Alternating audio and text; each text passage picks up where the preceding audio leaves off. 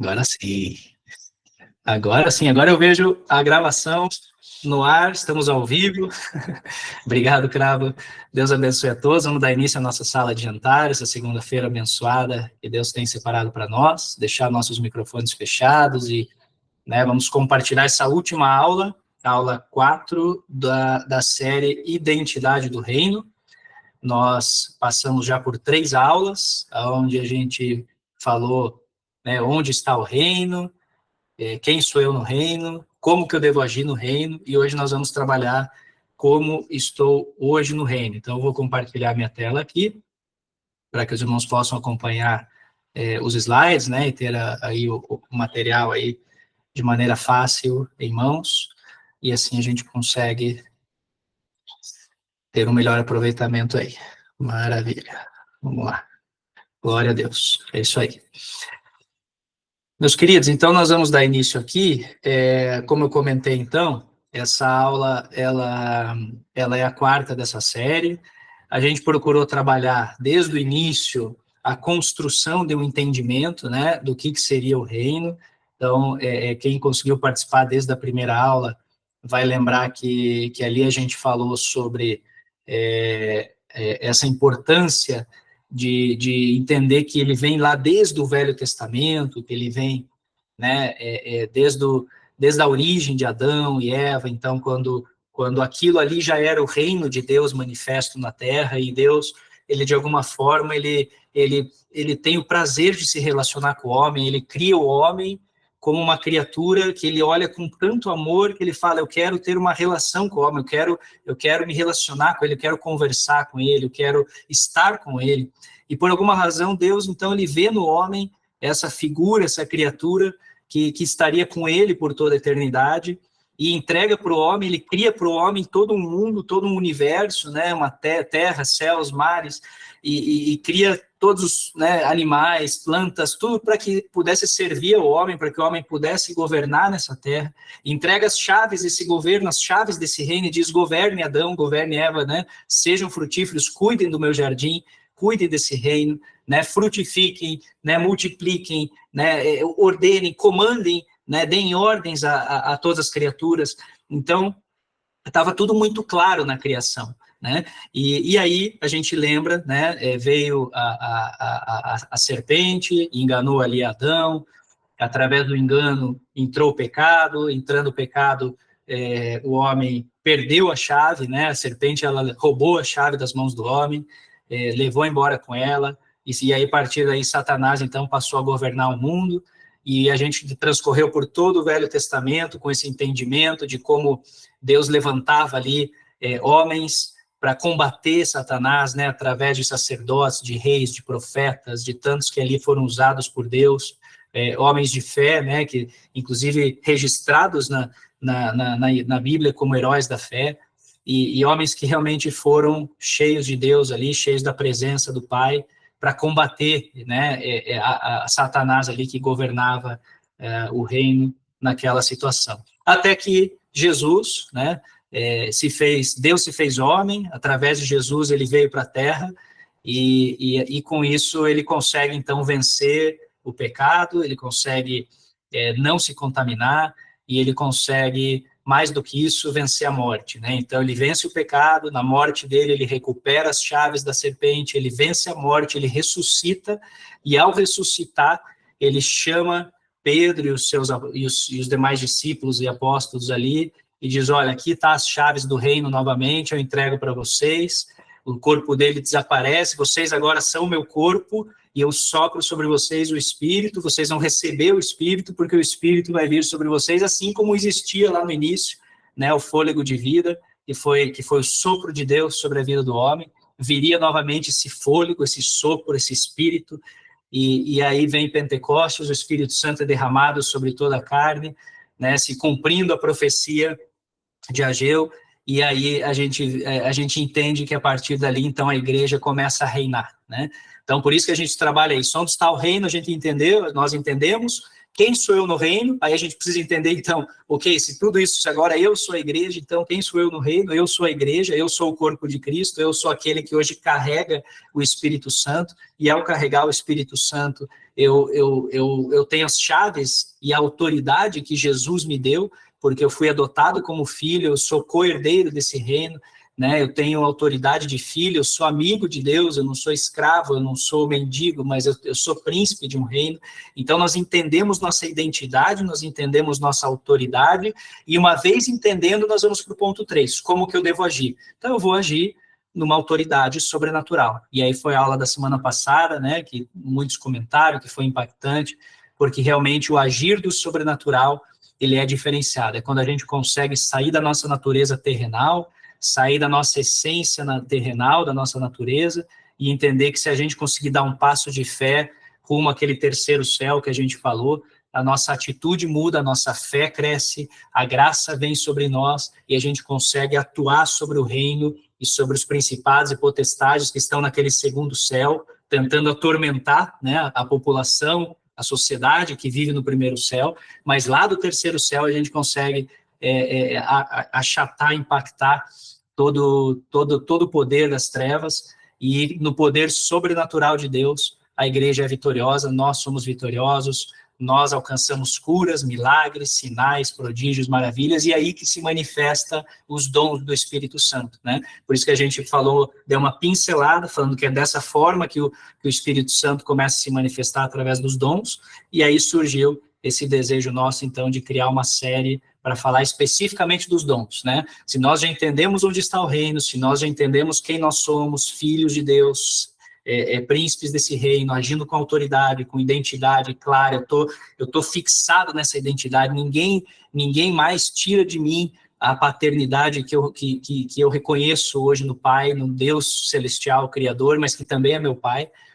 E hoje eu quero agir no sobrenatural, então eu preciso aprender a subir para o terceiro céu, eu preciso aprender a navegar nos dons, eu preciso aprender a ser cada vez mais sobrenatural e mais do sobrenatural e menos da minha natureza, né? E isso é o que a gente vai trabalhar então nessa nova série, que vai estar focada nos dons do Espírito Santo, né? A gente não vai ser uma série didática, falando, esse dom é isso, esse dom é aquilo. Claro, vamos fazer uma introdução para explicar cada dom, mas a ideia é que seja prático, que a gente possa trazer exemplos práticos de como cada um de nós pode ser usado num dom de palavra de conhecimento, num dom de profecia, num dom de línguas estranhas, e como nós podemos ser usados, de que forma nós devemos atuar quando somos usados, de que forma nós devemos entregar esse dom espiritual, de que forma nós devemos receber esse dom espiritual quando alguém também entrega um dom para nós. Então, vai ser muito prático, a ideia nossa é detalhar bem, abrir para perguntas, e a gente realmente dedicar 4 aulas para que todo mundo possa entender melhor o que são os dons e possa viver mais no sobrenatural, viver mais, né, na presença do Espírito Santo, né? Trazer ele, convidar ele para tomar conta de toda a casa. Falou, sai desse quartinho que você está aqui dentro de mim, num quartinho fechado hoje, eu te tranquei aqui dentro e eu estou preocupado com tanta outra coisa, está aí trancado. Não, abre a porta desse quartinho, deixa o Espírito Santo tomar conta de toda a tua vida, de toda essa casa espiritual que você carrega, e ele vai realmente te surpreender e te trazer coisas extraordinárias do sobrenatural de Deus. Então, para fechar hoje, e aí depois a gente retomar os dons espirituais, eu queria trazer essa reflexão, como é que está cada um de nós no reino, né? Com tudo isso que a gente viu, né, onde a gente fala, onde a gente entendeu onde está o reino, onde a gente entendeu o que é a identidade, a autoridade, o sobrenatural, como é que eu estou, então? Como é que eu estou agindo? Como é que eu estou hoje? Será que eu estou caminhando num ritmo dentro dessa atmosfera do sobrenatural? Será que eu estou muito distante? Será que eu estou buscando, desejando cada vez mais a presença do Pai? E esse desejo da presença está me levando a uma maior profundidade de relacionamento com Deus? Ou será que eu estou muito atarefado com as coisas do dia a dia, dando pouca atenção, buscando pouco, né? Então, é uma autorreflexão individual de cada um de nós. A intenção da aula de hoje é que cada um possa fazer essa reflexão, possa entender como está cada um, né, nesse nível da graça, vamos dizer assim, nesse nível do relacionamento com Deus, e que cada um possa, se necessário, fazer os seus ajustes, fazer a sua revisão, né? É como fazer um check-up ali no exame médico, e você chega a fazer aquele check-up e, de repente, dá alguma alteração em algum exame, né? Então, você toma alguma medida ali, muda alguma coisa na alimentação, passa a tomar algum medicamento. Por quê? Para colocar em ordem os exames, né? Então, é mais ou menos isso. É um autoexame que cada um vai fazer, e se você identificar que no seu exame houve alguma distorção ali no resultado, cabe a você mesmo fazer uma reflexão e buscar de que forma corrigir, né, esse pequeno desvio, em caso ele realmente apareça, né? Então, esse é o objetivo, e eu trago logo de cara, né, aonde está o centro do problema, né? E o centro do problema nada mais é do que a nossa mente, né? A mente, ela é o campo de batalha espiritual, né? E quando a gente lê Paulo falando aos Romanos, no capítulo 12, versículo 2, que ele usa essa expressão: não se amoldem ao padrão desse mundo, mas transformem-se pela renovação da sua mente, para que sejam capazes de experimentar e comprovar a boa, agradável e perfeita vontade de Deus. O que ele está dizendo aqui? Você quer experimentar a boa, agradável e perfeita vontade de Deus? Renove a sua mente, né? Então, às vezes a pessoa fica naquela: eu não estou conseguindo me relacionar com Deus, eu não estou conseguindo experimentar as bênçãos dele. O problema está na mente, né? Se a gente não renova, se a gente não se transforma, que é esse novo nascimento. Transformar é o novo nascimento, é o aceitar Jesus, é se transformar, é realmente ter uma vida transformada, nascer de novo, né?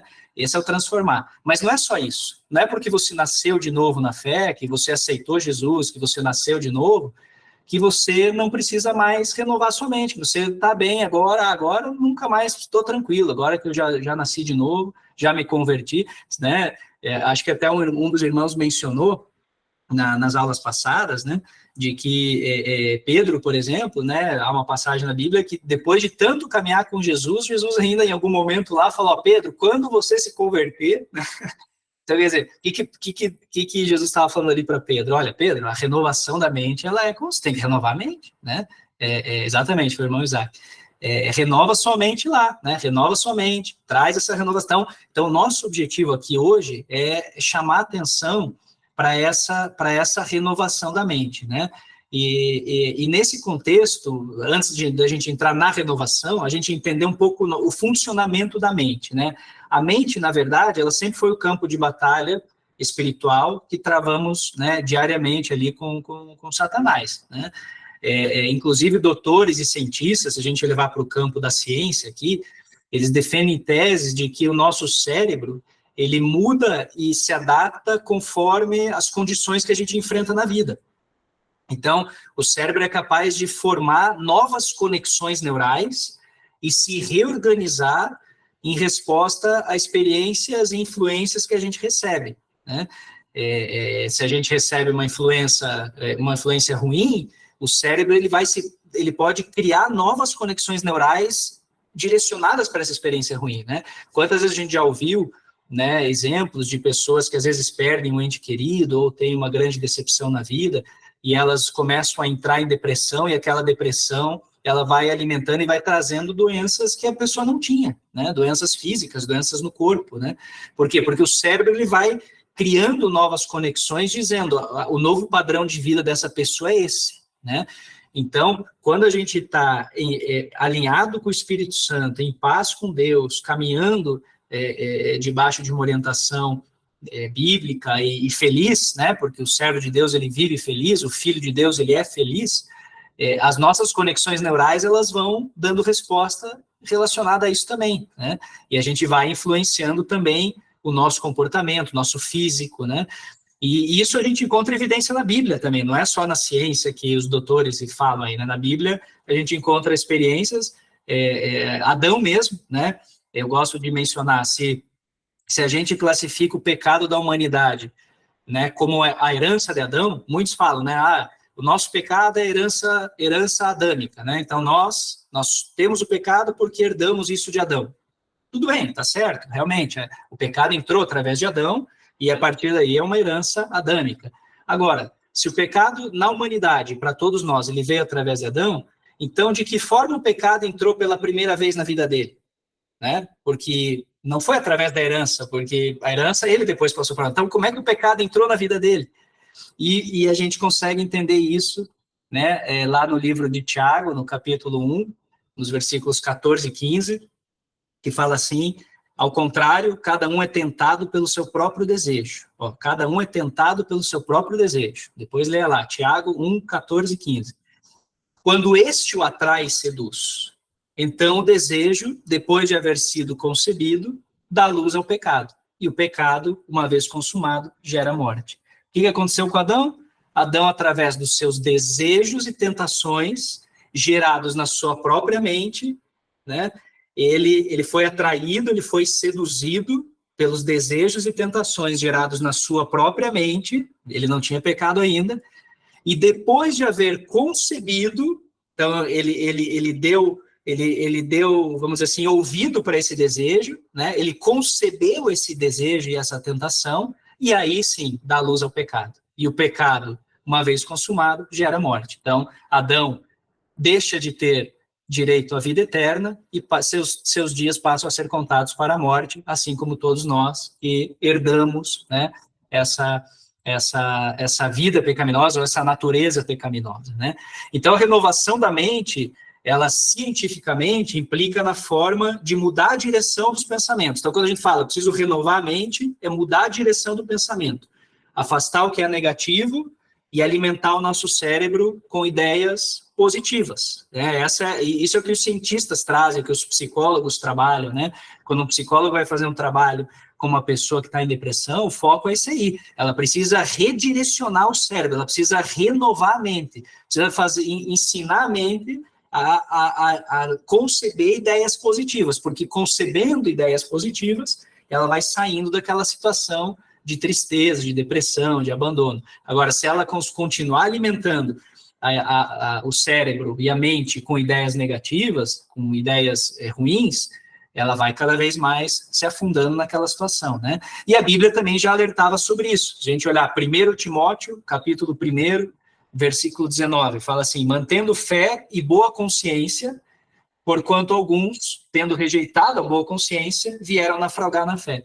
Então, veja que interessante, Paulo falando a Timóteo, ó, se você tem boa consciência, você mantém a fé. Mas se você rejeita a boa consciência, você naufraga na fé. Então, Paulo, ele liga diretamente a consciência, que é a mente, né, os pensamentos, a nossa mente, com a fé. Se a nossa mente está em ordem, se a gente tem boa consciência, a gente está bem na fé, a gente mantém a fé.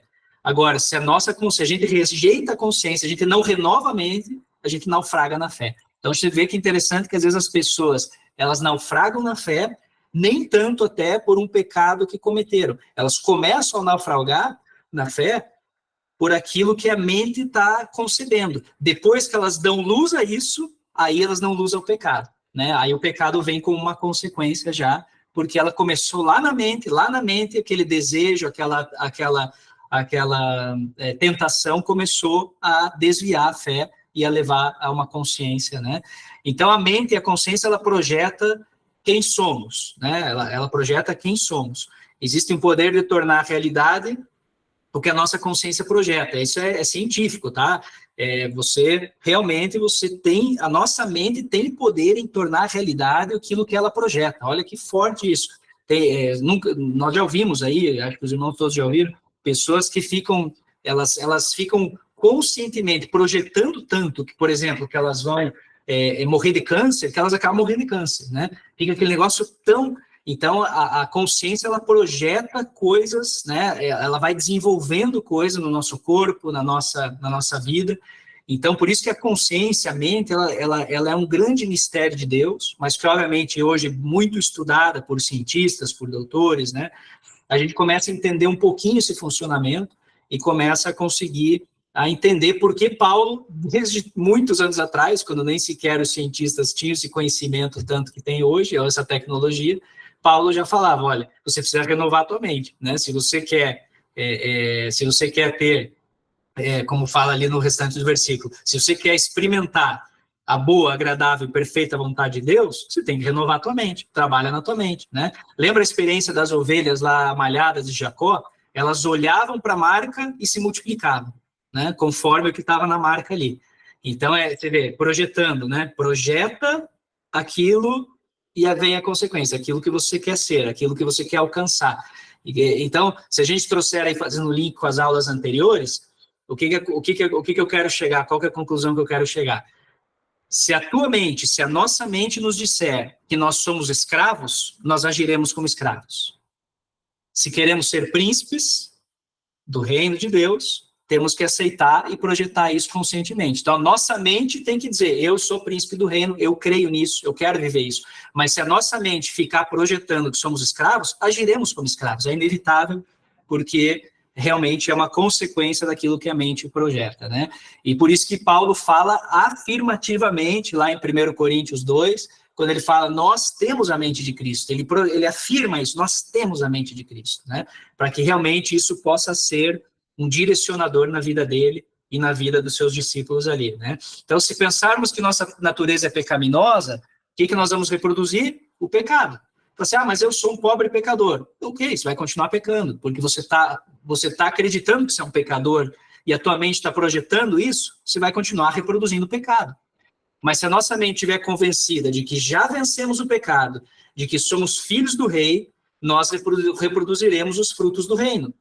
Né? Nós rejeitaremos aquela natureza que já foi mudada na cruz e um novo DNA, né, vai começar a transbordar as nossas vidas nessa transformação, nessa renovação da mente. Né? Então é muito legal essa introdução, porque aqui, claro, tem livros extraordinários, inclusive cristãos que são psicólogos, doutores, e que hoje fazem essa comparação da mente, né, trazendo para o lado de como a gente precisa trazer isso para alimentar a nossa fé, porque a gente leu ali em cima, né, quando a gente mencionou o exemplo ali em Timóteo, ó, se você tem boa consciência, você mantém a fé, mas se você rejeita, você naufraga na fé. Então, a fé está diretamente ligada. Então, guardem isso, né, reflitam sobre isso, porque a nossa mente realmente ela tem que estar alimentada. Agora, vocês podem me perguntar, beleza, ok, tudo bem, beleza, Rafael, obrigado, até aí está tudo claro, citou aí cientistas, doutores, mas como é que a gente faz isso na prática? Como é que eu cuido da minha mente, né? Como é que eu cuido dela? Como é que eu trago, como é que eu faço essa renovação da mente? E é isso que eu queria trazer agora, né, que é esse processo de renovação. Eu quero trazer 3 pilares aqui, que se você seguir certinho cada um deles, certamente você vai estar vivendo o que Paulo diz, você vai estar renovando a tua mente todos os dias, né? O primeiro deles é meditar na palavra de Deus, né? Meditar na palavra de Deus. É o primeiro exercício ou a primeira ação que você precisa tomar para renovar diariamente a sua mente, né?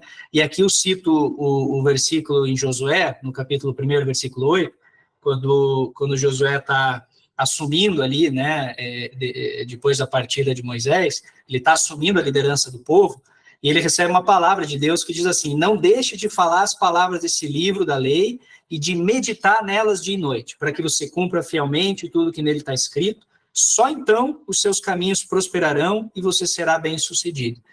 Então, Deus mostrando para Josué uma das formas dele renovar a mente, dele ser bem-sucedido, de ele prosperar no caminho, que era meditar na lei, no livro da lei, dia e noite, né? E a palavra meditar nessa passagem é a palavra hebraica H, né? H-A-G-A-H, né? Claro, não sei se pronuncia assim, porque aí nós precisamos do professor Cravo para pronunciar corretamente para nós o hebraico, mas é o H, ou H, não sei, enfim. E esse H em hebraico, né? Ele significa, no português, ele significa rugir ou declarar. Tá? Então é como se Deus estivesse falando assim com Josué, não deixe de falar as palavras desse livro da lei e rugir nelas dia e noite, declarar sobre elas dia e noite. É isso que ele está falando, meditar é rugir, como leão, né? Se a gente pegar Isaías 31, versículo 4, que tem aquele versículo que diz assim, como um leão que ruge sobre a sua presa, é a mesma palavra, o H, né? Como um leão que H sobre sua presa, que ruge sobre a sua presa, né? Então, que está lá em Isaías 31:4. Então, esse rugir do leão, né, é o meditar que é usado aqui na tradução para o português, né, nessa passagem aqui com Josué. Então, meditar na palavra de Deus consiste, sim, em abrir novas fontes neurais no nosso cérebro, né? É a forma de Deus, é a fórmula de Deus, né? Para que a gente possa ter uma mente renovada. Então, esse é um dos grandes pilares, né? Como é que a gente faz isso no dia a dia? Como é que a gente traz aqui agora para o nosso dia a dia? Vou dar um exemplo. Vamos imaginar que já é tarde, sua filha não volta para casa, e rapidamente o seu cérebro pensa o pior. Ó, puxa, um sequestro, um acidente, algo passou com a minha filha, né? Ela não atende o telefone. Então, você vê, o cérebro já está rapidamente levando para o pior. Vem a preocupação, você fica angustiado, né? Sobe o medo. Lembra que o medo é a fé em Satanás. Então, tudo que Satanás quer é que você rapidamente sinta medo, preocupação, nervosismo, e o teu cérebro vai levando numa situação terrível ali. Mas, aí a gente pega e aprende aqui que a gente precisa renovar a nossa mente. Então, que tal se nessa hora você for meditar na palavra? Que tal se nessa hora você abrir o Salmo 91 e começar a rugir e a declarar como uma verdade na sua vida, dizendo o que habita no esconderijo do Altíssimo e descansa à sombra do Onipotente.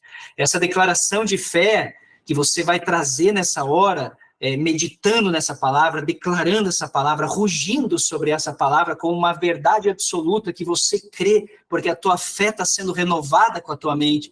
Essa declaração ela vai construir novos caminhos neurais no seu cérebro, e toda vez que você repetir ela como o leão que ruge, ela vai abrir um caminho para uma nova maneira de pensar. E aí vai vir a paz, vai vir o consolo, vai vir o descanso, vai vir a certeza de que a tua filha está guardada pelo Altíssimo, porque ela está no esconderijo, e eu estou declarando isso em nome de Jesus, ela está lá, na sombra do Onipotente, né? Então você começa a projetar o teu cérebro para algo que é a palavra de Deus, e a palavra de Deus é a verdade, a palavra de Deus é viva e eficaz, a palavra de Deus, ela salta da Bíblia, e ela entra na nossa vida, no nosso corpo, na nossa alma, como uma espada afiada, né, para realmente aplicar, fazer acontecer aquilo que está escrito, né? Então, é muito importante lembrar que a mente renovada, ela não apenas pensa diferente, mas ela acredita diferente, né? Então, vamos separar, é o pensar diferente do acreditar diferente. A meditação, mais do que meditar nas escrituras, né, ficar lendo, ficar repetindo, ficar decorando um versículo, que é bom também, né? Ler a Bíblia 10, 15, 20, 80 vezes nunca é demais, decorar versículo é bom, né? Decorar as passagens, estudar, ir para a exegese, tudo é bom quando a gente fala da palavra de Deus, né? Mas mais do que isso não é o meditar que está aqui escrito. O meditar, né, é colocar a verdade diante dos fatos e confiar na bondade de Deus mais do que na nossa própria vida, né? É meditar ao estilo de Josué aqui, né? Mover a palavra de Deus da memória para a realidade e mudar o destino, né? Mover a palavra de Deus do que está escrito para a prática. É acreditar que se você está lendo que aquele que habita na sombra do Onipotente, ele descansa, aquele que habita no esconderijo do Altíssimo, ele descansa na sombra do Onipotente, é você acreditar que isso é uma verdade, fazer isso saltar para dentro da tua vida, para dentro da tua família, para dentro da tua casa, né? Colocar na primeira pessoa, em vez de você falar assim, aquele que habita, é dizer, eu habito no esconderijo do Altíssimo, e por isso eu descanso na sombra do Onipotente. Experimenta fazer isso na sua oração, experimenta orar sobre a palavra, rugir sobre ela, declarar ela como uma verdade na tua vida, e você vai ver como a sua mente ela vai ser transformada, ela vai ser renovada, e o teu cérebro vai criar novos caminhos neurais direcionados a esse sobrenatural, a esse viver diferente com Deus, né? O segundo pilar aqui, que eu quero ressaltar, orar com fé, né? Parece algo simples, parece algo, né, que a gente já sabe, que a gente já conhece, né? Mas eu queria trazer esse exemplo da experiência ali, primeiro citando esse versículo aqui, que está lá em Tiago 5,15, né? Fala, a oração feita com fé curará o doente, e o Senhor o levantará, e se houver cometido pecados, ele será perdoado. Eu mencionei isso até numa aula anterior, que essa palavra salvará, né? Ou melhor, curará, né? Essa palavra curará, ela tem um sentido que na palavra sozo, que na palavra grega, que é sozo, né? Que significa curar, né, do jeito que está escrito aqui, curará, então significa curar fisicamente mesmo, libertar ou salvar. Então se trata de uma operação de cura que pode ocorrer no corpo, na alma ou no espírito. Então pode ser uma operação de cura física no corpo, uma operação de libertação da alma, de um espírito maligno, de uma opressão, de uma depressão que a própria mente está criando dentro de você, ou pode ser uma cura espiritual no sentido de encontrar salvação, de alcançar a salvação em Deus, né, em Jesus. Então, o orar com fé aqui, quando ele fala oração feita com fé, essa oração feita com fé, ela impacta, ela move os 3 céus ali, ela move as barreiras, ela vem sobre o segundo céu ali, das potestades e principados, de forma extraordinária, impactando, trazendo realmente um diferencial e um impacto tremendo, né? E uma experiência que eu gosto sempre de mencionar é de Ezequias, né? Que a gente encontra lá no livro de Isaías, no capítulo 38, quando Ezequias, ele ora, né? E a oração dele, eu creio que é uma oração de fé, essa oração dele. Por quê? Porque ele muda o destino dele, né? Tem 5 etapas que me chamam a atenção nessa oração, né? Vamos lembrar aqui, Ezequias primeiro ele virou o rosto para a parede, né? Os irmãos lembram disso? Então, o que significa isso? Ele vira as costas para os seus compromissos, ele vira as costas para o mundo, ele se volta para Deus. Ele falou, virei as costas para Deus, me voltei para Deus, né? Isso significa, como é que a gente faz isso? Quando que a gente consegue virar as costas para a parede dessa forma, né? Virar o rosto para a parede dessa forma. Quando a gente separa um momento durante o dia, né, reserva esse tempo e tem um encontro importante com Deus. Nós temos que ter uma agenda com Deus, né? Nós temos que ter no nosso calendário, na nossa agenda, nas 24 horas do dia, nós temos que ter ali a nossa reunião com Deus, o nosso momento com Deus, com o Espírito Santo. É um momento que a gente tem que separar, se vai ser de manhã, se vai ser na hora do almoço, se vai ser à noite, não importa, você vai se organizar conforme o seu dia. Mas você precisa ter um momento com Deus, você precisa ter um momento com o Pai, né? Ele anseia por isso, ele adora isso, ele sempre quis isso desde o tempo lá do Éden com Adão, né? Então, esse exemplo de Ezequias mostra isso, vira o rosto para a parede, nesse período, eu vou reservar um período aqui que eu não quero pensar em nada, eu vou ficar, e você pode às vezes ficar em silêncio, não precisa nem estar orando, só de ficar em silêncio com Deus, de separar, ou de ouvir um louvor, de dedicar momentos, de dizer, Pai, agora eu estou na tua presença, eu quero dedicar esse momento contigo, eu quero sentir a presença de Deus na minha vida, estou virando o rosto para a parede, eu não quero me preocupar com as coisas, eu quero alguns minutos contigo aqui, né? E aí você pode orar, Ezequias orou, aqui a gente está falando de oração, então Ezequias orou ao Senhor, ele começa a conversar com Deus, abrir seu coração, né? E é o que a gente tem que fazer, confessar nossa vida, nossa preocupação, sentir a presença, né? Ouvir ou cantar alguns louvores, isso ajuda a gente a abrir o coração, entrar em comunhão, sentir a presença ali de Deus naquele lugar, né? Porque, vamos lembrar, a gente nunca entra na presença de Deus, a presença de Deus ela está, né? A gente fala assim, Pai, entramos na tua presença, ué, você saiu dela então? Não, se você só entra em um lugar que você saiu, a não ser que você tenha saído da presença de Deus e está voltando, aí você está entrando na presença dele, mas se você está caminhando com ele e não saiu da presença dele, então tire até da sua frase na oração essa expressão, entramos na sua presença, não, nós já estamos na presença. O que está acontecendo é que eu não estou sentindo. Por quê? Porque eu estou preocupado com as minhas coisas, com o mundo, com o meu trabalho, com a minha família. Então, às vezes, não estou sentindo. Então, é um momento que eu vou falar, Pai, agora eu quero sentir tua presença, né? Eu convido o Espírito Santo a se manifestar, porque eu quero sentir. Eu sei que a presença está, mas eu quero sentir ela agora, né? E é a oração da fé. Ezequias, então, ele chora, né? Ele sente a presença de Deus na sua vida, o seu grande amor, então, é inevitável, meus irmãos, quando vem a presença de Deus, no momento da oração, é inevitável a gente não se quebrantar, né?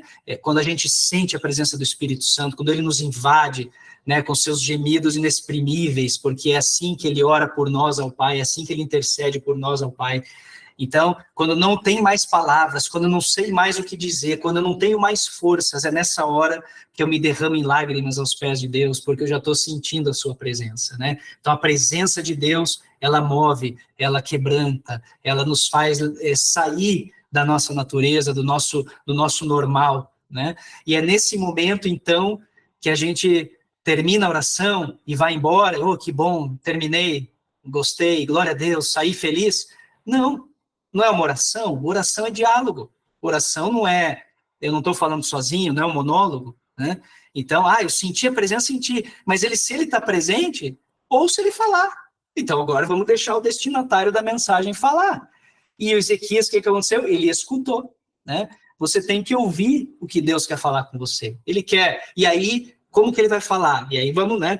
Ele vai falar por uma revelação, ele vai te dar uma visão, ele vai falar pela palavra, ele vai falar simplesmente por algo sobrenatural que você vai sentir, ele vai falar pela natureza. Às vezes você já aconteceu de eu estar sentado, olhar para fora e olhar o céu num momento como esse e sentir que Deus está falando comigo só por olhar aquela paisagem, só por contemplar a beleza da sua criação, né? Então ele vai falar, né, através de animais, né? Uma vez entrou uma borboleta no quartinho que eu estava orando, mal tinha uma janela, entrou a borboleta, era Deus, eu sentia Deus se manifestando. Então Deus quer falar, então nós precisamos ouvir e você precisa ter uma prática. Eu quero aqui colocar para os irmãos, quando você for orar, quando você for para o teu quartinho de guerra aí, aliás, fica a dica, né? Quem não assistiu esse filme, Quarto de Guerra, anota aí, assiste esse filme que ele é fantástico, tá? Quarto de Guerra. É um filme que mostra exatamente a busca de você ter esse teu cantinho com Deus, ter o teu cantinho com o Espírito Santo, né? É um momento teu com ele ali.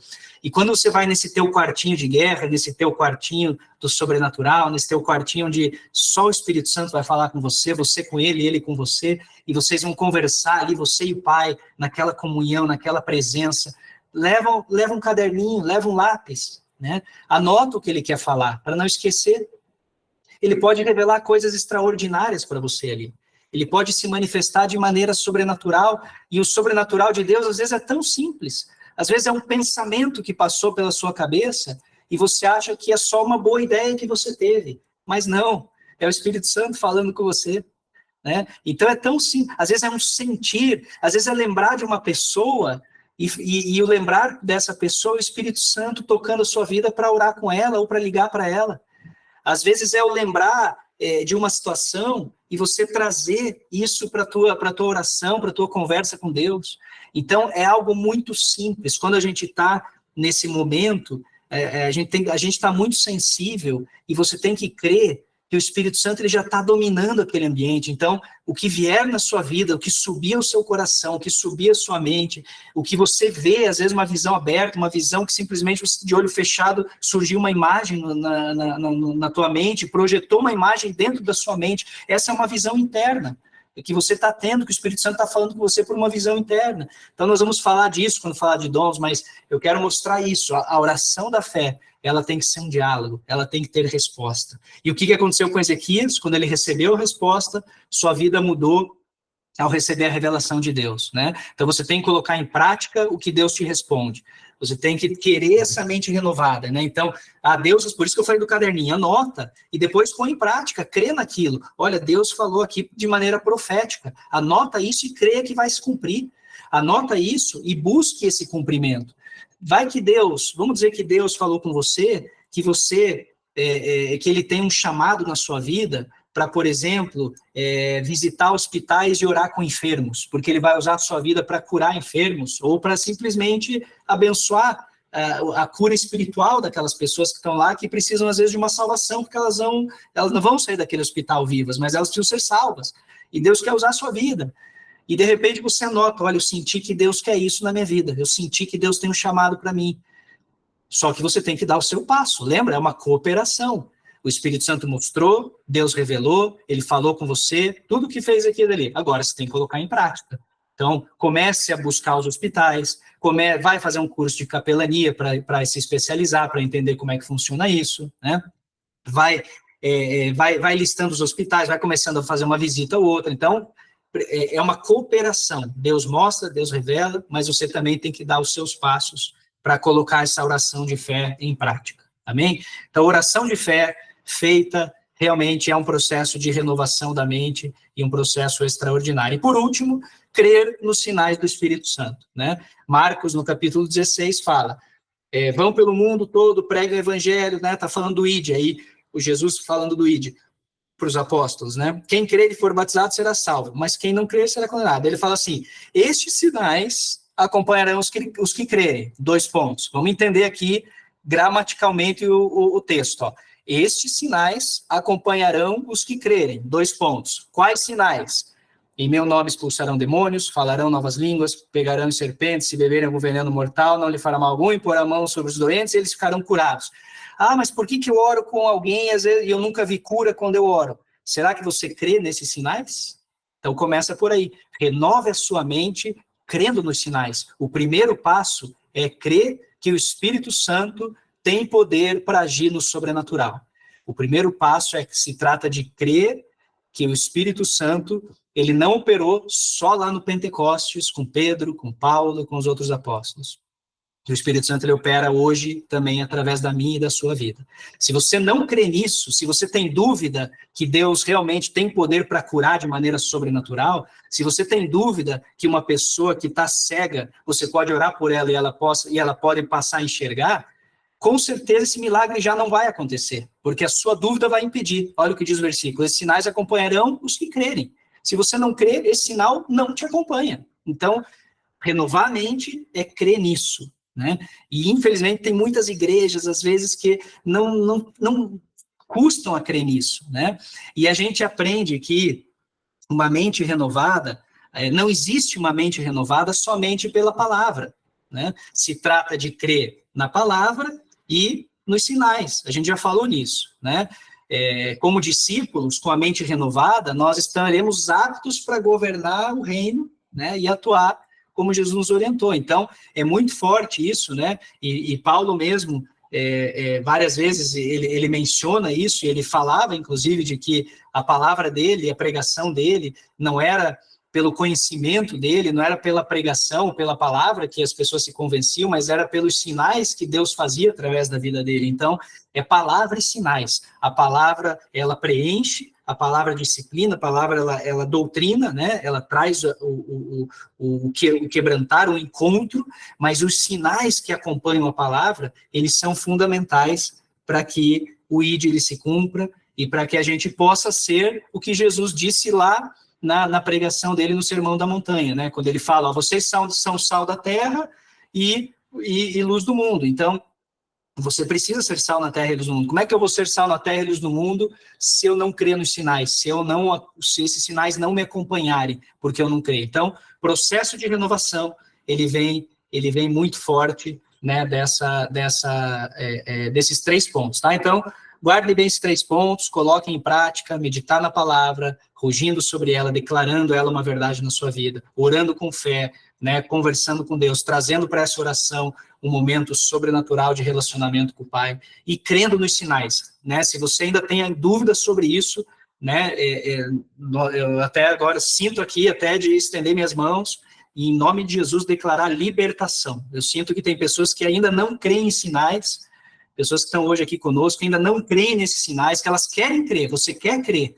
Se você quer crer, mas não consegue crer numa cura, eu oro sobre a sua vida agora e declaro em nome de Jesus que toda dúvida sai agora da sua mente, em nome de Jesus, uma mente liberta, uma mente renovada, uma mente cheia de fé da presença do Pai para crer nos sinais, para que você seja um vaso nas mãos dele. Em nome de Jesus, eu declaro sobre a sua vida uma mente liberta de toda dúvida, de toda mentira que o adversário colocou na sua vida, na sua mente, para que somente a verdade da palavra, ela seja uma verdade e luz sobre a sua vida. Amém. Glória a Jesus. E, para a gente ir terminando, então, eu trouxe aqui 2 exemplos. Um exemplo do agir da igreja no reino. Esse primeiro exemplo aqui está lá no livro de Apocalipse 11, do versículo 1 ao 4, tá? E é muito interessante, porque Apocalipse é todo um livro emblemático, é um livro profético, mas ao mesmo tempo simbólico, ao mesmo tempo, de alguma certa forma, não me veio a palavra agora, é como se fosse simbólico mesmo, um livro que realmente usa muitos simbolismos e muitos exemplos para mostrar o que era, o que é e o que há de vir, né? Então, tem coisas que são o que era, tem coisas que são do passado, tem coisas que são para hoje, tem coisas que apontam para o futuro. Então, todo esse simbolismo, toda essa amostra, né, que é o livro de Apocalipse, esse versículo me chama muito a atenção no capítulo 11, porque ele fala assim, ó, deram um caniço semelhante a uma vara de medir e me disseram, vai e meça, então, ó, Deus falando com João. Lembra que quem escreveu o livro de Apocalipse aqui foi o apóstolo João, né? Então, Deus está falando com ele está relatando, né? Deram um caniço semelhante a uma vara e me disseram, vá, então, ó, João, vá, meça o templo de Deus e o altar, e conte os adoradores que lá estão. Exclua, porém, o pátio exterior. Não meça, porque lá foi dado aos gentios. Eles pisarão a cidade santa durante 42 meses. Darei poder às minhas 2 testemunhas, e elas profetizarão durante 1.266 dias, 1.260 dias, vestidas de pano de saco. Essas são as 2 testemunhas, Oliveira e os 2 candelabros que permanecem diante do Senhor da terra. Então, esse versículo eu gosto, me chama a atenção e eu gosto muito dele, porque ele traz para nós um aprendizado daquilo que é muitas vezes o reino e a gente não entende, né?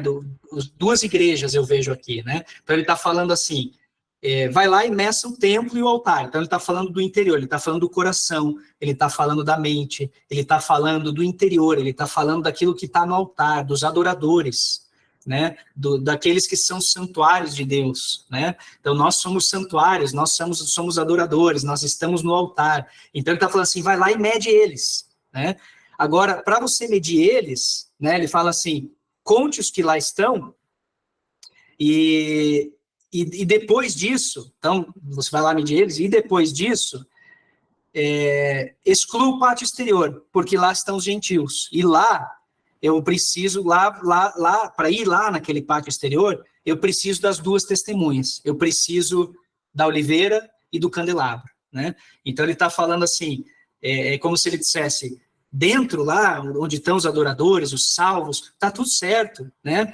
O templo ali, a medida ali, ela está correta, o santuário de Deus, os salvos em Cristo, né, se alimentando, vivendo, buscando, e qual que é a função, então, daquele que tem essa mente renovada? Uma vez que eu tenho a mente renovada, qual que é a minha grande função? Minha grande função é ir como testemunha para o pátio exterior, porque a testemunha aqui somos nós, né?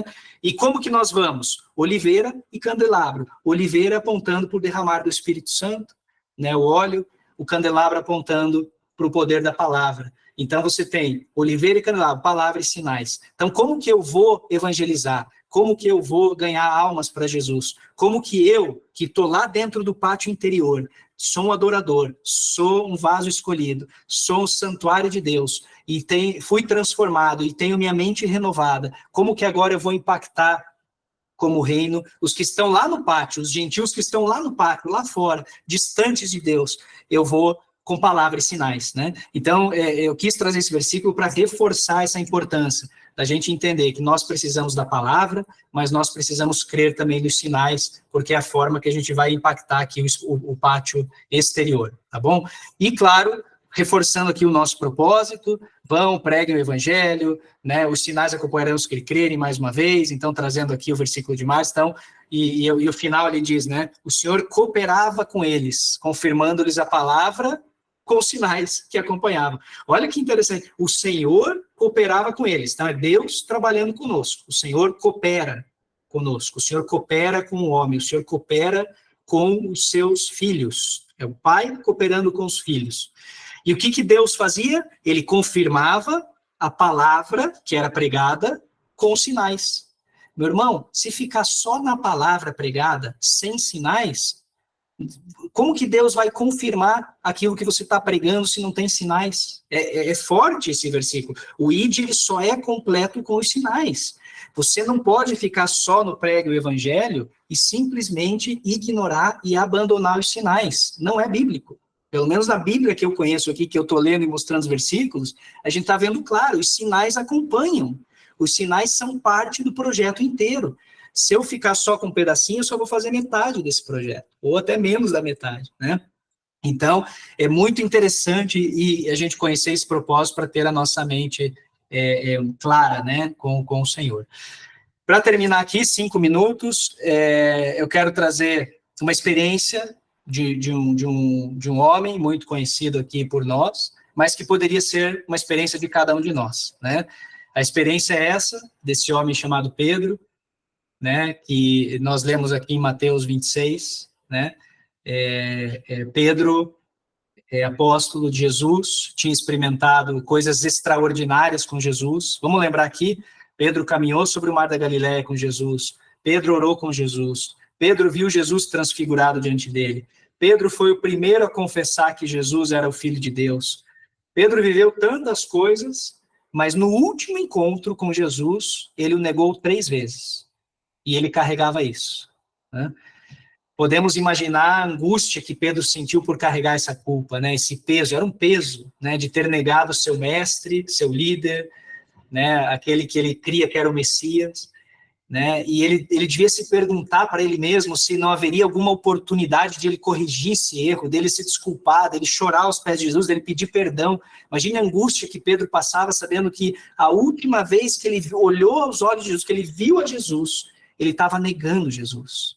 E dali ele não falou mais com Jesus, não teve a chance de abraçar, pedir perdão, chorar, né? E quando a gente lê esse versículo, né, quando ele nega, ele está falando, olha, eu não sei do que você está falando, né? Então, falou, você negou diante de todos, não, eu não sei do que você está falando. E ele fala assim, depois ele fala assim, eu não conheço esse homem, né? Aí está lá, certamente você é um deles, eles acusam, ele fala, não, mas o seu modo de falar te denuncia. Daí ele fala assim, eu não conheço esse homem. Então, imediatamente ali o galo canta, né, pela segunda vez. Então, Pedro, ele está negando ali a identidade, ele está negando a autoridade e ele está negando o propósito, né? E se a gente observar lá em Marcos, se eu não me engano, é no Evangelho de Marcos, que relata essa passagem, quando ela é relatada, ela detalha que o galo, ele cantou, na primeira negação de Pedro, o galo cantou. Aí Pedro nega mais 2 vezes e o galo canta. Então o galo, ele nega 3 vezes e o galo canta 2. É bem interessante esse detalhe. Você veja o detalhe minucioso aqui. Na primeira negação, o galo canta. É como se fosse um aviso. Pedro, lembra que eu falei, né, que antes que o galo cantasse, você me negaria 3 vezes? Né, lembra, Pedro? Então, o Espírito Santo faz isso conosco. Quando a gente está começando a cometer o erro, ele entra, ele fala, olha, risco, luz amarela, opa, cuidado, fica atento, você vai errar, você vai cair, você vai pecar. Quantas vezes o Espírito Santo não nos alerta desse jeito, né? É o primeiro canto do galo ali. Mas aí Pedro ele insistiu, eu não conheço, eu não conheço esse homem. E aí, ao negar, o galo então canta a segunda vez. E Pedro, ele nega, né? Nesse momento, ele negou a identidade que ele tinha, a autoridade que Jesus tinha dado para ele, o propósito que Jesus deixou para ele. Ele estava negando tudo, né? E ali foi, então, o último momento, né, que ele teve com Jesus. Mas Jesus ressuscitou, né? Jesus ressuscitou e encontrou Pedro e os discípulos lá no Mar da Galileia. E Pedro, essa passagem é maravilhosa, é apaixonante, quando a Bíblia diz que Pedro de longe vê e reconhece ali que era Jesus, e ele se joga do barco, ele vai nadando, eles estavam como a 100 metros da praia, da areia, e ele vai nadando, aí a gente começa a entender a angústia, o desespero dele, ele precisava se acertar com Jesus. E eles chegam naquela praia, puxam a rede cheia de peixe, Jesus prepara ali um café da manhã maravilhoso para eles, todos alegres, alimentados, mas Pedro ali, e Jesus sabia do coração de Pedro, Jesus conhecia o coração de Pedro, Jesus sabia que Pedro necessitava renovar a sua mente, ele necessitava reconfirmar o seu chamado, e Jesus então chama Pedro, depois de que todos estavam ali já alimentados, felizes, ele chama Pedro, né? E ele podia ter perguntado muitas coisas, ele podia ter condenado a Pedro, podia ter reclamado como que ele não tinha aprendido nada em 3 anos, né? Se não tinha sido suficiente 3 anos, podia ter perguntado se Pedro estava arrependido, né? E condenar, você não está arrependido? Declare aqui seu arrependimento, né? A gente vê tanto, né? Às vezes aquela condenação, você fez isso, você fez aquilo. Eu já sei que eu fiz, já está doendo, né? Não aperta mais a ferida, já está doendo. Né? E Jesus podia estar apertando ali mesmo, tinha autoridade para isso, Pedro, aquilo, você não serve para nada, você não presta, não aprendeu nada em 3 anos, né? Como a gente vê homens fazendo isso, coisa triste, coisa pesada, tanta coisa que ele podia falar para cada um de nós também, né, porque nós somos falhos, mas a única coisa que Jesus perguntou foi: Pedro, tu me amas? Foi a única pergunta que Jesus fez.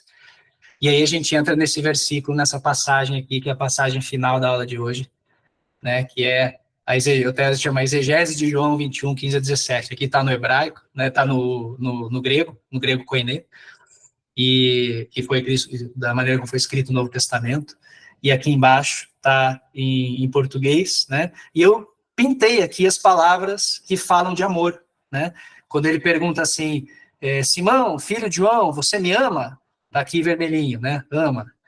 Ele diz, sim, Senhor, tu sabes que eu te amo, está aqui azulzinho. Cuide dos meus cordeiros. O homem disse, Simão, filho de João, você me ama? Vermelhinho. Ele disse, sim, Senhor, tu sabes que eu te amo, azulzinho. Depois fala, pastoreis minhas ovelhas. Pela terceira vez, Jesus pergunta, Simão, filho de João, você me ama? E Pedro ficou magoado por Jesus ter perguntado para vocês, você me ama? Em verdinho, verdinho. Senhor, tu sabes que todas as coisas, tu sabes que eu te amo. E azulzinho aqui, né?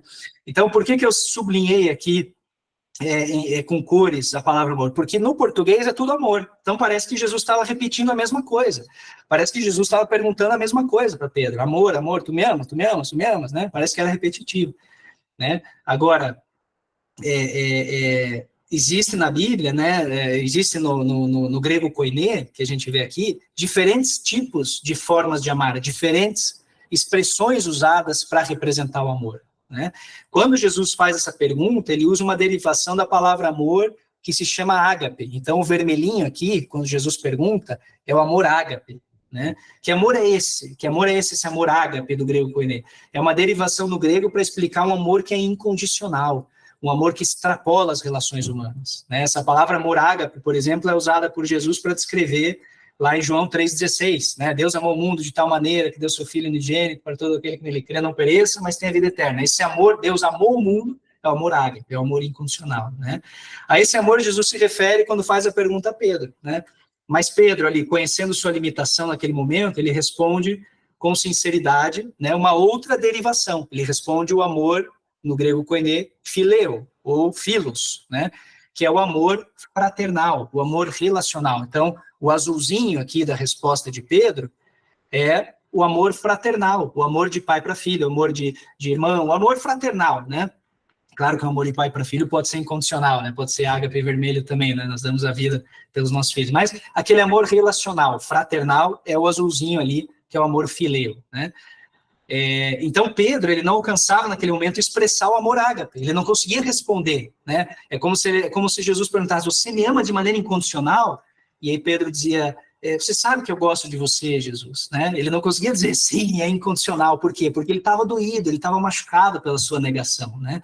E aí Jesus pergunta 3 vezes, e ao repetir as 3 vezes, né? Na tradição judaica, repetir 3 vezes, né? Ele fala aqui, ele concede uma missão, né? Ele fala assim, olha, pastorei minhas ovelhas, né? Cuido do meu rebanho. Então ele reforça 3 vezes, ele dá a missão.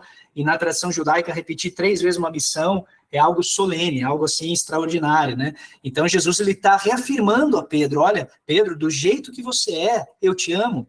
Do jeito que você é, eu tenho um propósito na sua vida. Eu sei da sua limitação, eu sei das suas fraquezas, eu sei que você vai falhar comigo, eu sei que você não é perfeito, eu sei que vai ter dias que você vai errar, mas Pedro, com tudo isso, eu ainda te amo de maneira incondicional e eu ainda quero que você cuide do meu rebanho, que você alimente o meu rebanho, que você cumpra o seu propósito como igreja.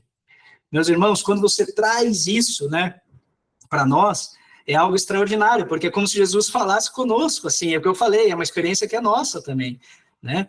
Porque ele está falando, não importa o jeito que você é, como você vê, eu sei que você vai errar, eu sei que você tem limitações, mas ainda assim, faz a minha obra, ainda assim, seja reino, ainda assim, busque o sobrenatural, ainda assim, haja com autoridade, ainda assim, pregue o evangelho, ainda assim, cure enfermos, ainda assim, expulse demônios, né?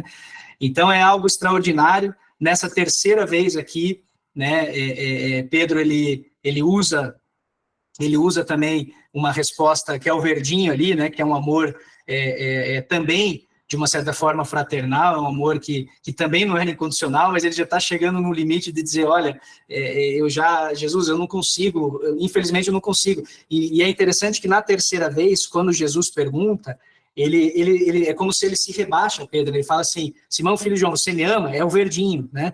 Então é como se o próprio Jesus falou, olha, ok, eu não vou mais perguntar do sobrenatural, vou perguntar só um pouco mais baixo, só aquela relação mesmo, né, de irmãos que a gente teve quando eu estava aqui na Terra. Você me ama, assim, você gosta de mim como irmão, você quer o meu bem.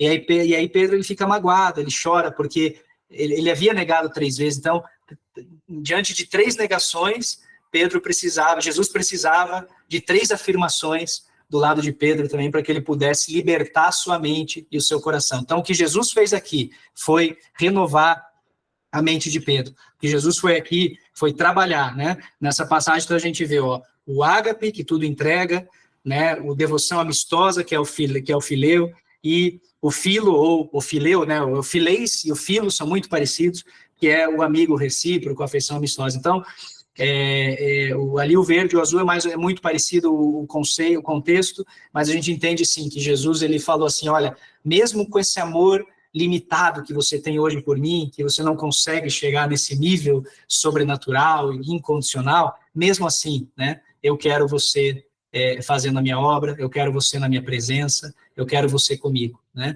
E Pedro, ele inicia seu ministério no reino, depois disso, né? Aí a gente conhece a história de Pedro, de Atos dos Apóstolos, etc.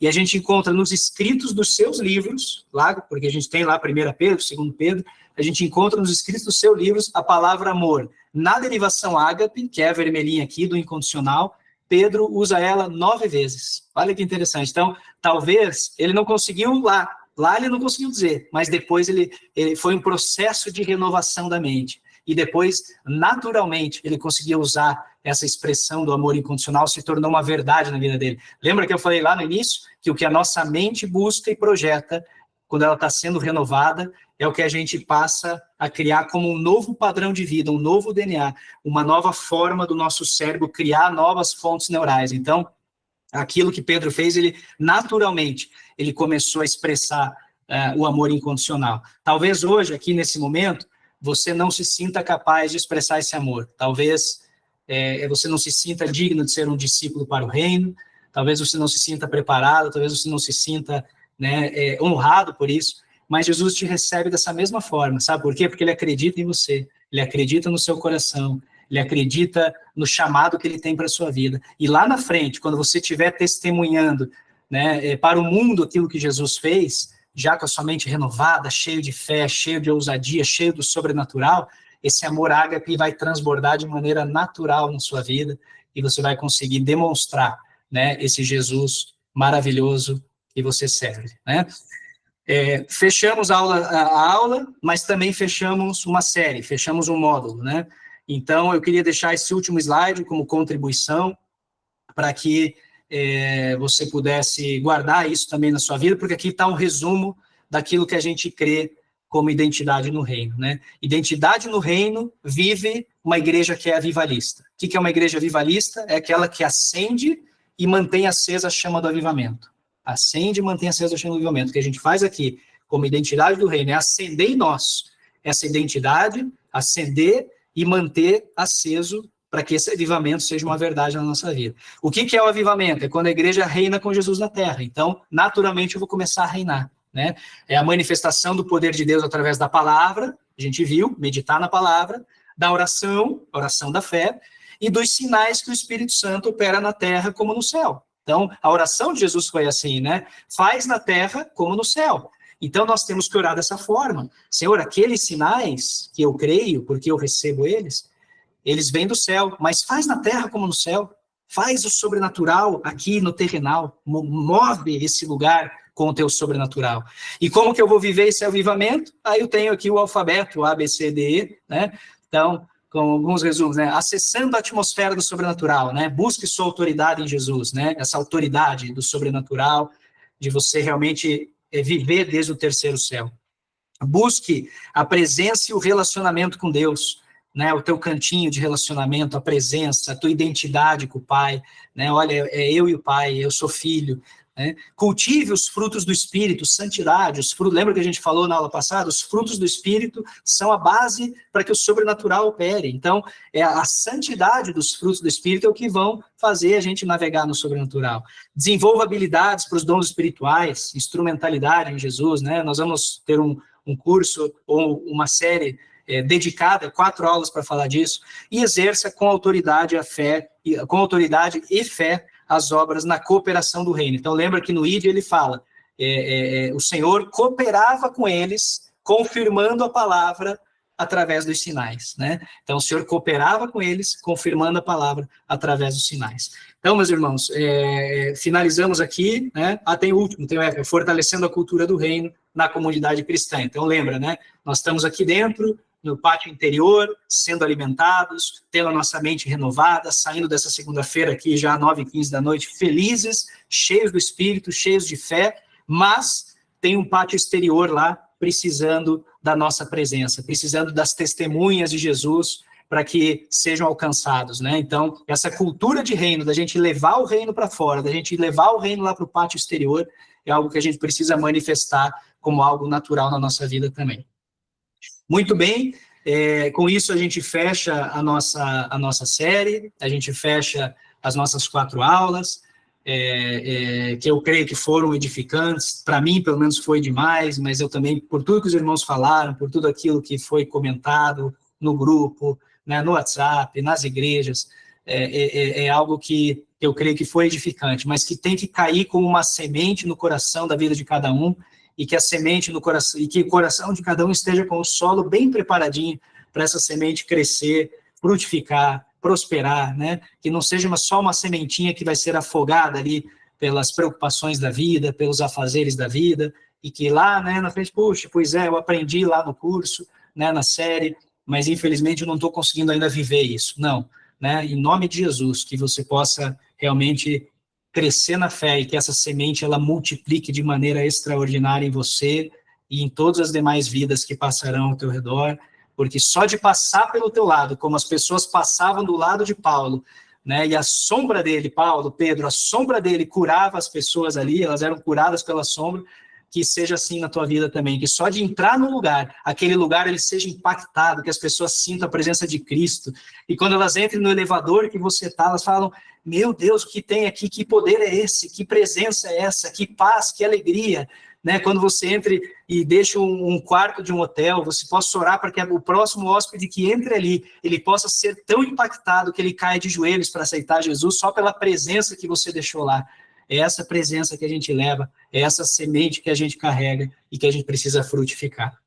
Então, como o Cravo diz aí, hoje ele está só escrevendo, não está falando, mas ele falaria agora o que ele escreveu. Perguntas ou comentários, 2 minutos para cada irmão, levanta a mãozinha no sistema e vamos perguntar. Eu peço aos irmãos que aguentem um pouquinho, né, hoje, que a gente possa passar um pouquinho do horário, né, geralmente a gente termina às 9h30, mas nós vamos fazer a sessão de perguntas e respostas, e depois das perguntas e respostas, eu vou compartilhar aqui uma experiência que o Espírito Santo, de maneira sobrenatural, trouxe para mim e para o pastor Cravo, num projeto aí que a gente colocou diante de Deus, e que veio uma resposta maravilhosa, e algo que vai também, né, impactar aqui esse grupo, a vida dos irmãos, então eu quero compartilhar isso no finalzinho da reunião. Então, quem puder aguentar um pouquinho, a gente faz as perguntas e respostas, encerramos a gravação, a reunião, né, a aula, e, na sequência, 10 minutinhos mais, a gente compartilha a experiência final para poder nos despedir aqui, tá bom?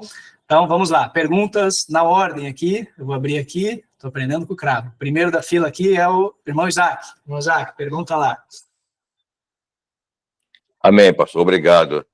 Meus irmãos, todo o conteúdo da aula, realmente, como o pastor Rafael falou, me impactou muito, me trouxe muito mais, quer dizer, a minha mente foi renovada.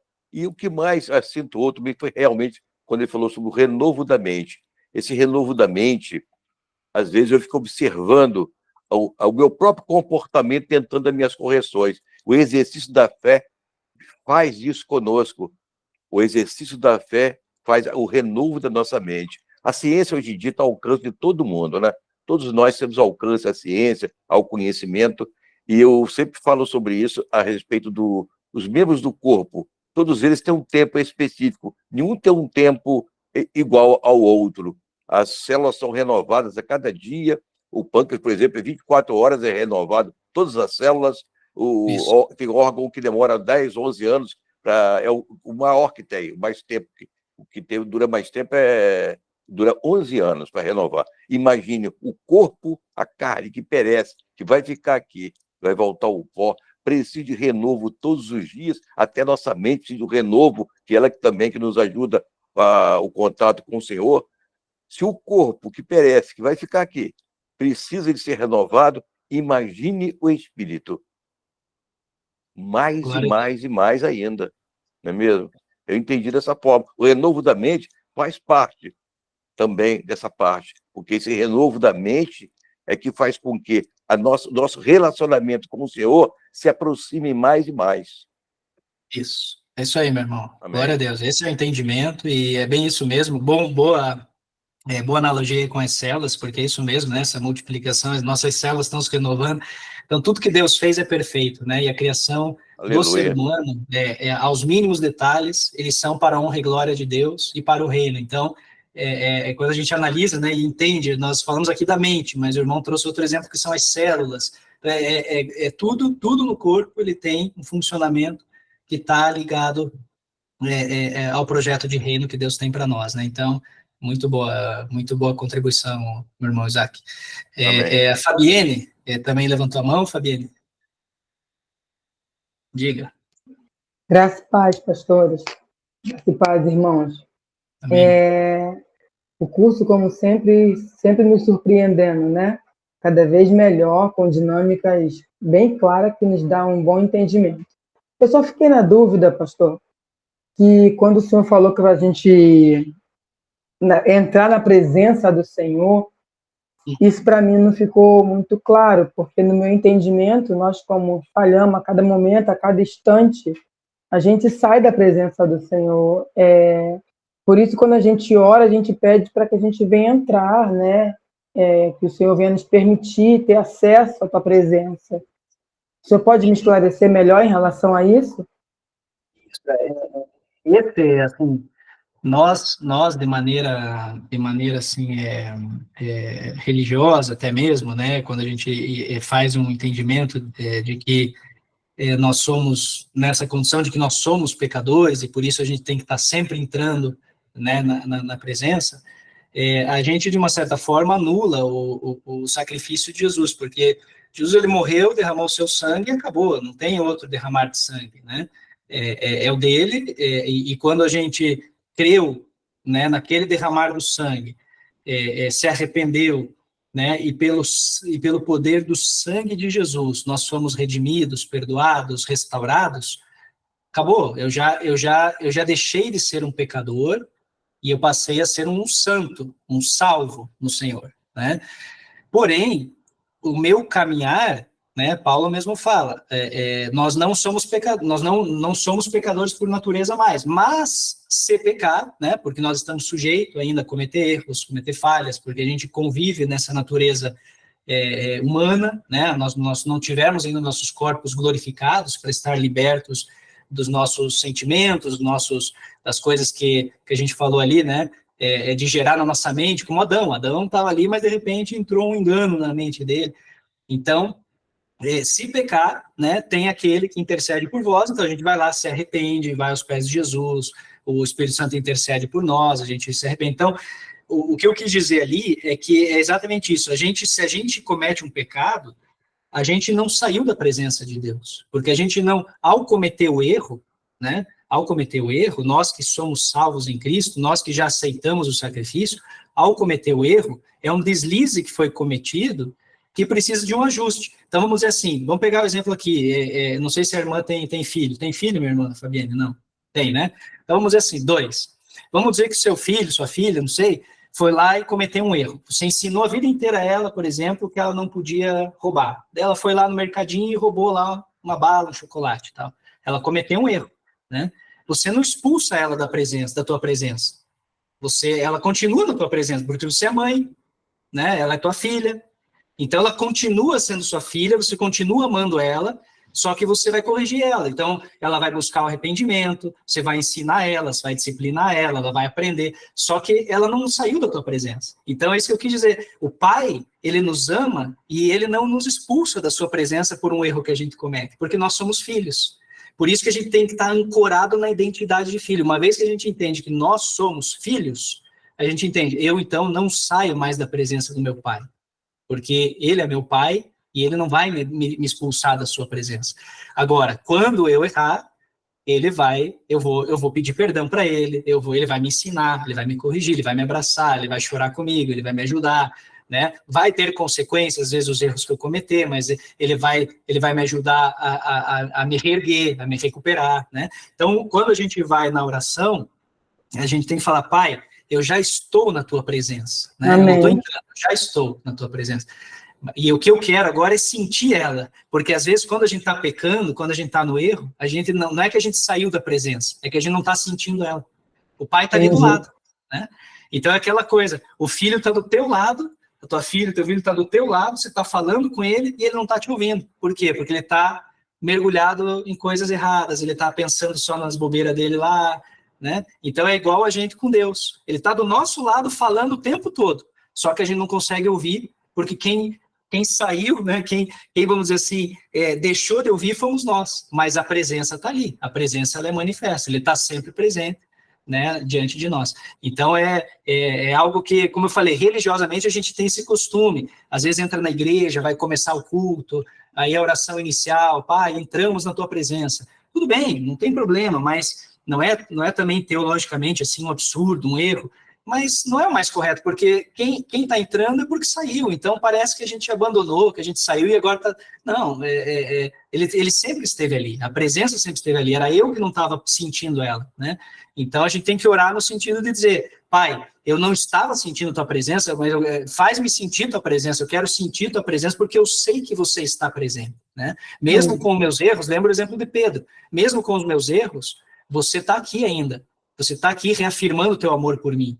Então, eu só quero aqui fazer um ajuste, um acerto de contas contigo, né? Então, foi nesse sentido que eu trouxe a explicação. Espero que tenha ficado claro. Amém. Não, ficou mais claro ainda.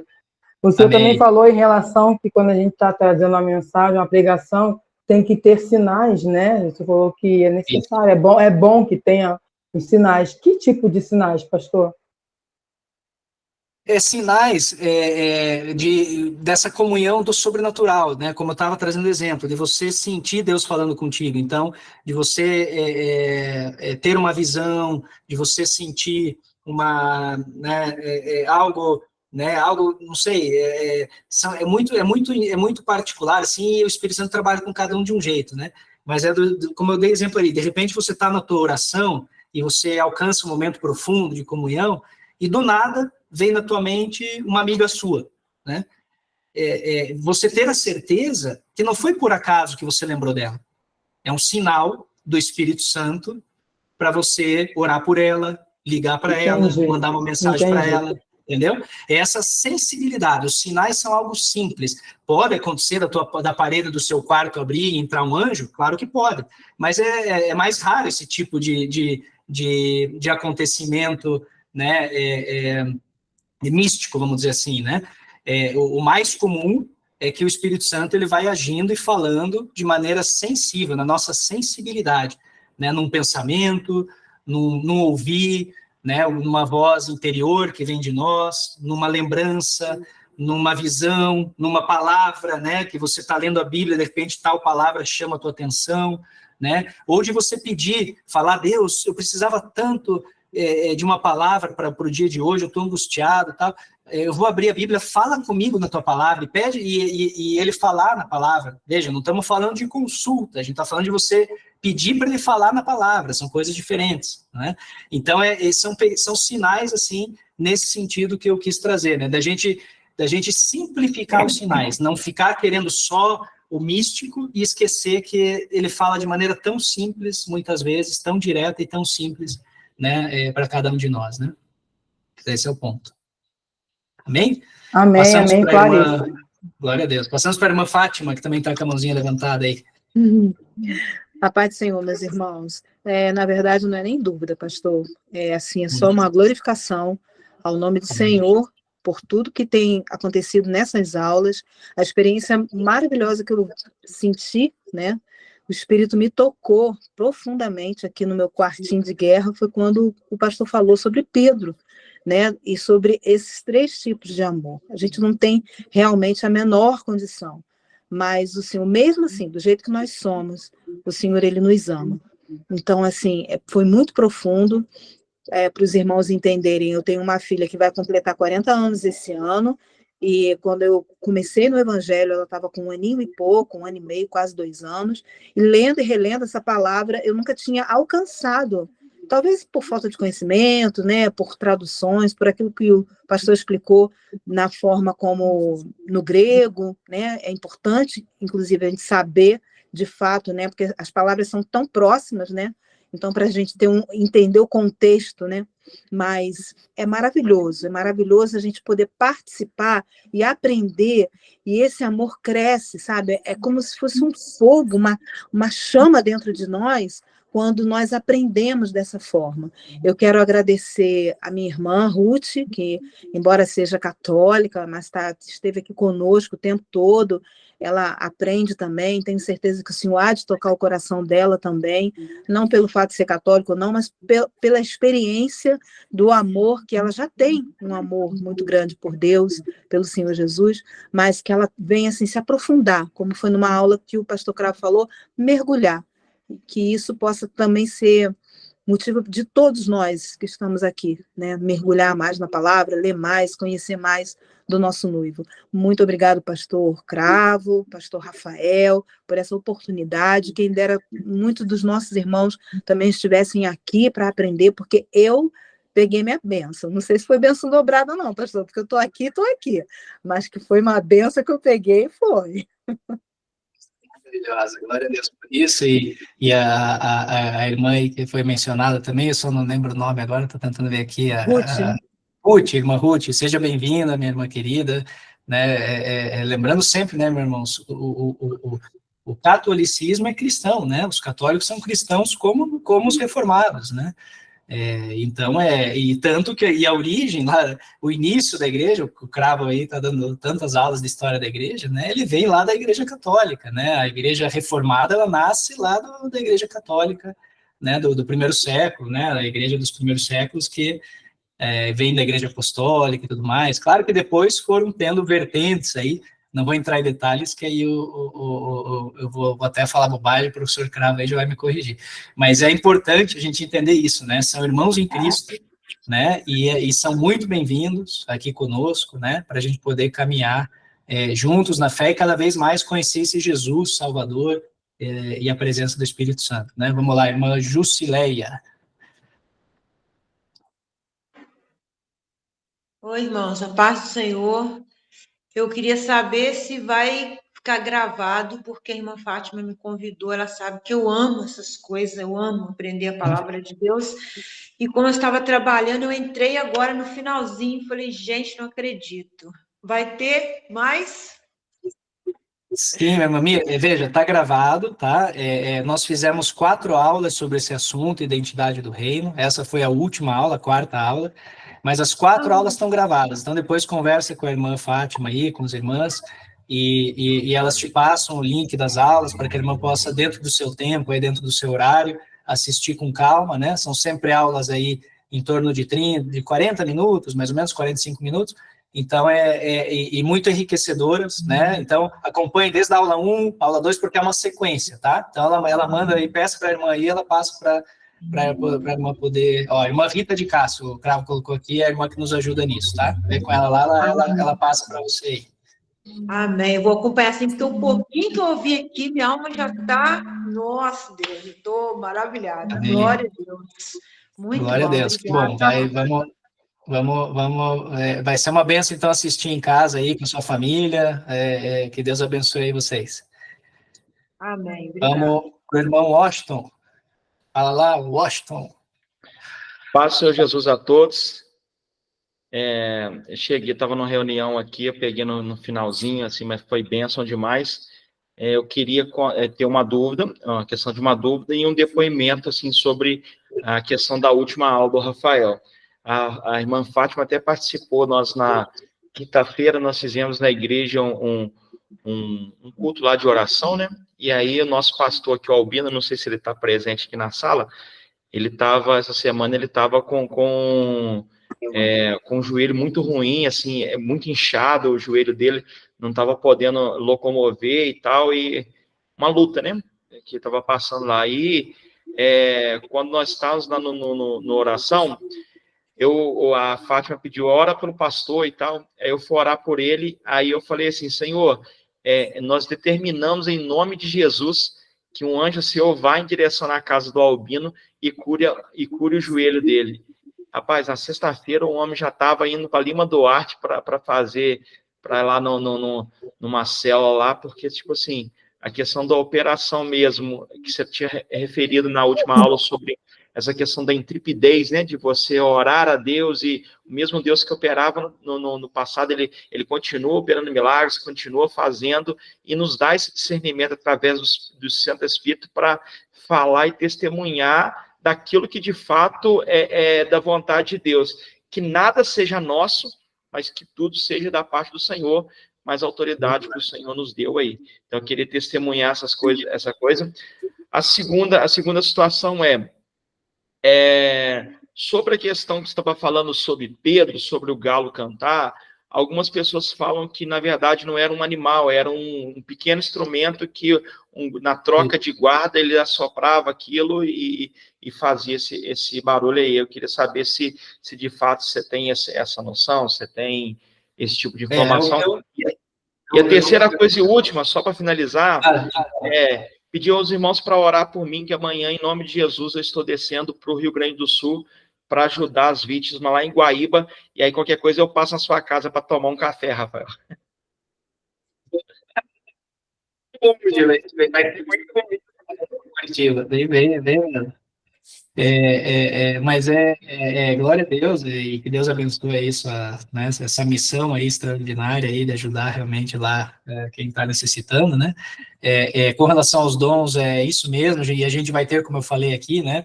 A gente vai ter uma série de 4 aulas para falar de dons. Então, um dos dons é o dom de cura. Então, a gente vai falar muito sobre cura, sobre esse empoderamento espiritual que Jesus nos deu para realmente declarar cura, né?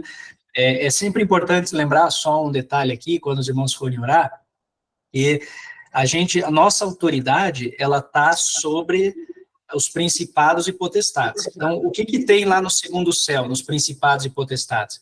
Tem a doença, por exemplo, né? Tá lá, às vezes é uma doença lá, um mal lá que está na vida da pessoa, então você vai falar assim, na autoridade do nome de Jesus, porque é essa autoridade que eu tenho, né? Eu declaro que essa doença, ela não tem poder sobre o corpo dessa pessoa, e essa pessoa, então, será curada agora em nome de Jesus. Então, a tua autoridade, ela vai sobre a doença, tanto que tem gente que ora e a gente vê isso. Observem quando Jesus ora pela sogra de Pedro, ele ora, ele fala para a febre cessar, ele ora para a febre, ele não ora assim, a bênção sobre a vida dela. Não, ele fala assim, a febre vai cessar. Então, ele fala com a doença. É isso que eu quero chegar. Então, quando vocês forem orar, a nossa autoridade está sobre isso. Você pode orar assim, em nome de Jesus, eu declaro que os joelhos do pastor Albino agora vão ser restaurados como novos, em nome de Jesus. Você vai sobre o joelho dele. Você vai sobre onde está o problema. E ali você coloca a autoridade, né? E ali você diz, em nome de Jesus. Por quê? Porque Jesus fez perfeito aquela doença que está errada, ela que está no lugar errado, ela que é uma mentira. Então, você vai expulsar aquela mentira com a verdade que você carrega, que é Jesus. E na autoridade de Jesus, você fala, essa doença está no lugar errado, sai agora em nome de Jesus, né? E então, você elimina e vai sobre o problema, você vai sobre onde está a situação, né? Então, isso é muito importante, né, para poder a gente entendeu todo aí, ó. O Cravo tá puxando meu nosso orelha aqui, ó. Tempo encerrou. Vamos lá. Alguém mais? Só pra gente, não tem mais mãozinha levantada, né? Mas alguém ainda quer fazer um último comentário, uma última observação pra gente encerrar? Sim. Pastor, Beleza. me perdoa, só um segundinho só, um pouquinho só. A irmã falou sobre os sinais do Espírito Santo, que deverá ter dons quando a pessoa ora pelo outro. Olha só, o dom, interessante que até no falar, no pregar num culto, palavras também, palavras que o Espírito Santo coloca em nós, que nós nem pensamos, não passou pela nossa mente, mas que nós falamos aqui, que impactou a igreja, que aquilo ajudou na igreja, isso também é um dom. Né? Isso. O próprio Espírito coloca a palavra em nós que não passou pela nossa mente, só passou pela boca. Nós falamos aquilo que nem pensamos. Isso, É o Espírito exato. Santo agindo. Exatamente. Amém. Mover sobrenatural, exatamente. Ele vem Amém. e você está sendo movido, né, de maneira sobrenatural. Foi até surpresa para mim. Né? Não é, às vezes surpresa para a gente. Ué, eu não queria falar isso, mas falei. Não é mesmo? Exato. Amém. É a sensibilidade, né? É o que eu falei, você tirou o Espírito Santo do quartinho, ele está dentro da sua vida atuando. Então, quando ele tem liberdade, ele vai falar, e ele vai falar através de você. Coisas que você nem se preparou, ele vai lá e vai entrar, né? Então, é isso mesmo. Ali, só respondendo, antes de passar aqui para o presbítero Roberto, ele perguntou sobre o do galo, né? Até o Cravo colocou, hora do galicante, né? Que era costumes das legiões romanas, e é isso mesmo, né? Naquele local ali onde estava Jesus, onde estava Pedro, né? Além de não ser comum ter animais, né?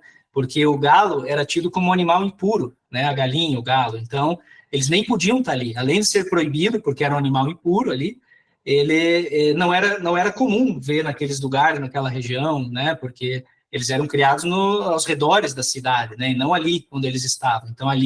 Então, a chance de realmente ter um galo ali cantando é muito pequena. Então, a gente crê pela história da igreja, né? Por isso que é importante estudar a história, né? Esse costume das legiões romanas que tocava, né? Era um toque de uma trombeta num horário ali específico, né? Um toque para troca de guarda e tudo mais. E esse toque era chamado hora do galicante porque era um horário exatamente ali específico que eles tinham. Então, a gente crê que foi esse o toque que Pedro ouviu, e não de um animal galo que a gente conhece cantando, né? É só importante comentar isso, né? Roberto, vamos lá. Eu acho que o irmão Roberto caiu, pastor. Ah, é? Mas eu queria só agradecer, a Ruth, minha irmã, pediu para agradecer, ela hoje vai ficar só como ouvinte, pode estar com vergonha, né? E agradecer a presença da Jusileia também, uma irmã querida e amada. Muito obrigado pela presença. Bem-vindo. Ô, meu irmão, falo mesmo de vocês, de todos os irmãos. Você mandou, foi coisas preciosas para mim. Glória a Deus. Isso que é bom, compartilhar aquilo que traz vida, aquilo que edifica, né? Aquilo que faz a gente conhecer o nosso Deus, né? Isso é muito bom. Glória a Deus. Amém, meus irmãos? Acho que fechamos, então, para a gente não passar muito do horário, né? Já são 9h43, aí a gente precisa descansar para amanhã. Antes de encerrar, eu queria, então, só trazer esse testemunho, né? Daquilo que o Cravo comentou. Até, Cravo, podemos encerrar aqui com uma oração e aí deixamos de gravar? Para a gente poder daí só contar o... Ok, então vamos só orar aqui, meus irmãos. Vamos agradecer aqui a Deus. Pai, em nome de Jesus, que a tua graça ela seja derramada sobre todas as nossas vidas e que a presença do Espírito Santo seja uma verdade no nosso dia a dia. Que não sejam apenas palavras, que não seja apenas uma história, que não sejam apenas experiências contadas por outros, mas que cada um de nós, em nome de Jesus, possa compreender a identidade que a gente carrega nesse reino e que, como filhos e príncipes do reino, possamos atuar dessa maneira, realizando o ID e o propósito que o Senhor tem para nós, por completo, na palavra, nos sinais, no sobrenatural de Deus, para que assim possamos ter uma vida cheia da presença e da graça. Oramos assim, Pai, agradecidos por essa reunião, em nome de Jesus. Amém. Amém. Amém, meus queridos. Então, vamos encerrar a gravação.